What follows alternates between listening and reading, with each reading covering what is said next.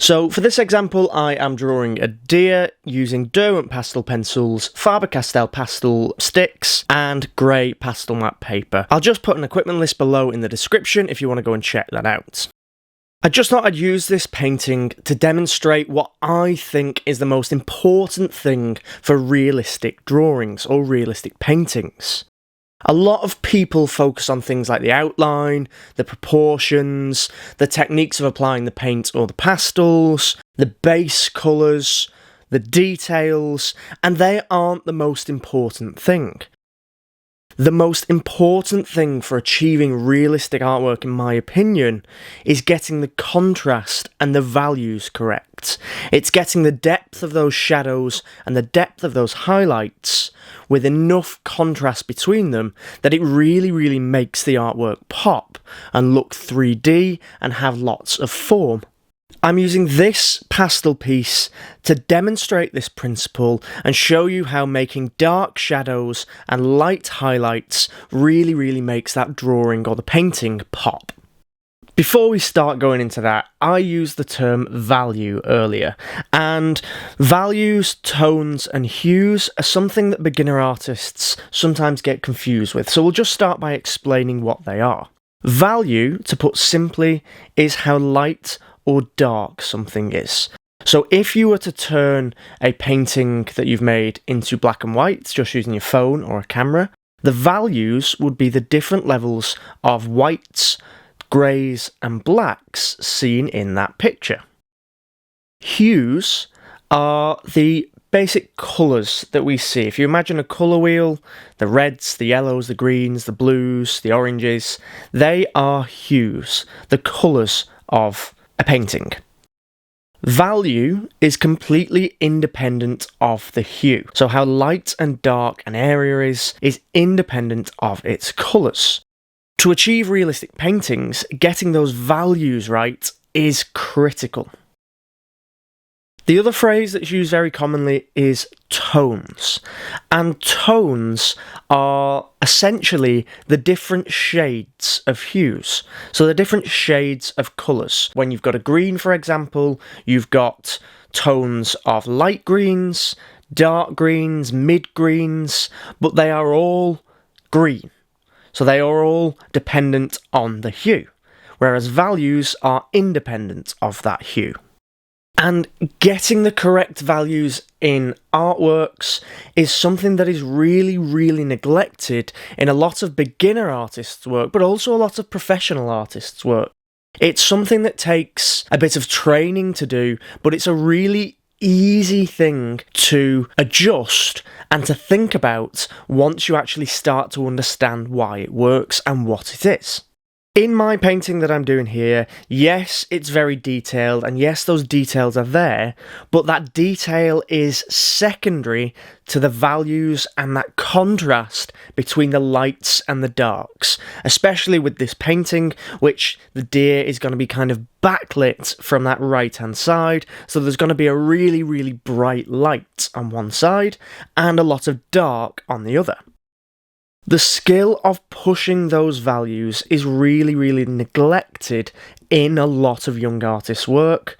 They are too focused on details, and I know I was exactly the same, and still am in some of my paintings. I'm too focused on the details, too focused on the proportions, and the images can end up looking very flat, not very alive, very cartoonish. Sure, up close, details look fantastic, and up close, when you've got your face pressed right against the picture, yes, it will look like a really detailed, realistic piece.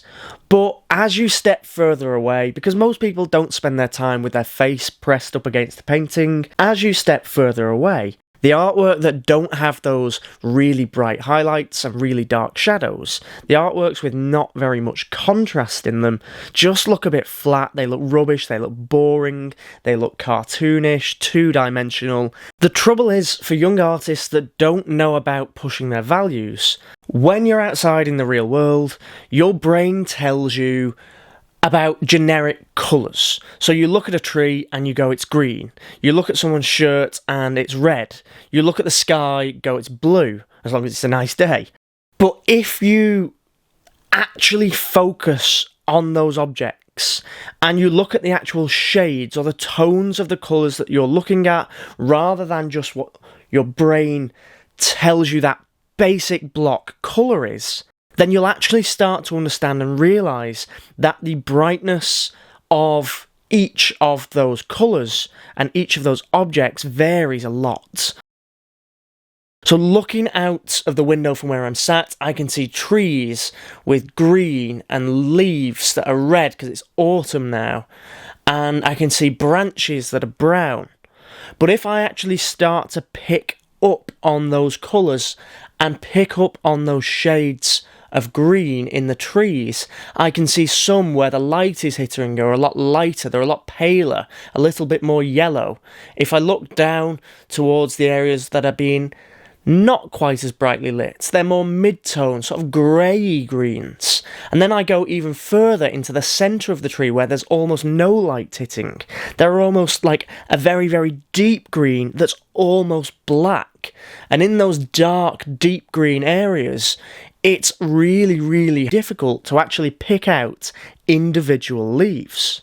By looking and studying those tones, those shades, and then thinking about the lightness and the darkness of the areas in your painting, the values, you are going to automatically improve the realism of your piece.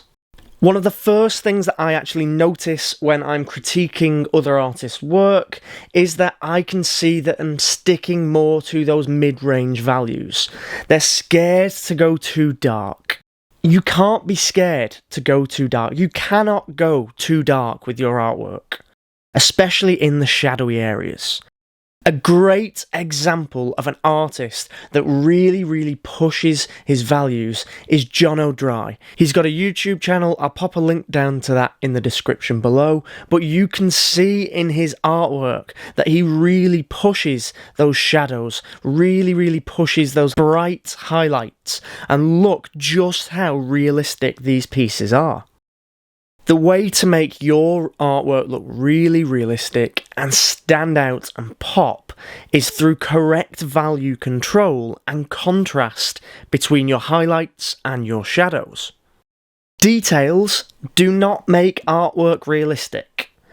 I do them because I like detailed work, but it isn't the details, it isn't the tiny hairs that are making the piece look realistic. What makes that artwork look realistic is the tones and the values of those colours that add the contrast, really giving that subject form and 3D shape that make the artwork come alive.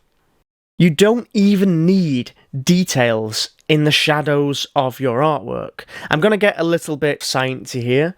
The way that we see objects, there's a light, so usually the sun or some other light source, and that light bounces off an object and reflects into our eyes, where our brain will then interpret what we're seeing.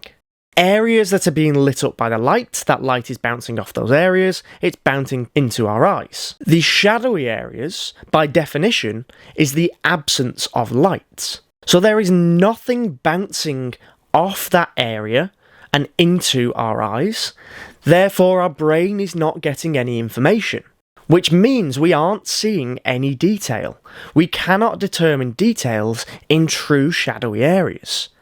Keep them dark, keep them black if you want to. That contrast between those darks, those really true dark shadows, and those really bright, intense highlights is what's going to make your images and your artworks look 3D. That doesn't matter if it's a painting, oils, acrylics, watercolours, charcoal drawings, graphite drawings, pastel drawings. Having the contrast between those values is what's going to make it look realistic. That being said, it doesn't mean stop choosing the correct colours. It doesn't mean stop adding details and getting your proportions correct, as they are all vital skills and contribute to realistic finished paintings. But what I'm saying is, Don't neglect your values, and don't be afraid to push your shadows and highlights to the extremes to add contrast and realistic 3D form to your paintings. It's just something that you always have to have in your mind when you're creating a piece that you want to look alive, to look 3D, to have form, and it is getting those shadows and lights in the correct areas at the correct values that make the painting look alive. A good way to check that you've got your values correct is just take a photo on your phone of the piece that you're working on and turn it to black and white using a filter on your phone, and you can see the values on your artwork. If your artwork looks very flat, if it looks all a very similar shade of grey, then you need to push those darks and push those highlights a lot more. Hopefully you've found these tips very interesting and it's given you something to think about. If you'd like to watch the full process of this deer painting in real time and see that process from start to finish, you can find the video on my Patreon channel, along with loads and loads of other tutorials for everything that you can think of to do with wildlife art, and some other artwork tips as well. I upload a video every month for you to watch. Anyway, thank you so much for watching. I really do hope you've enjoyed the video and found it useful. And as always, for more wildlife art tips and other generic art tips, please head on over to studiowildlife.com.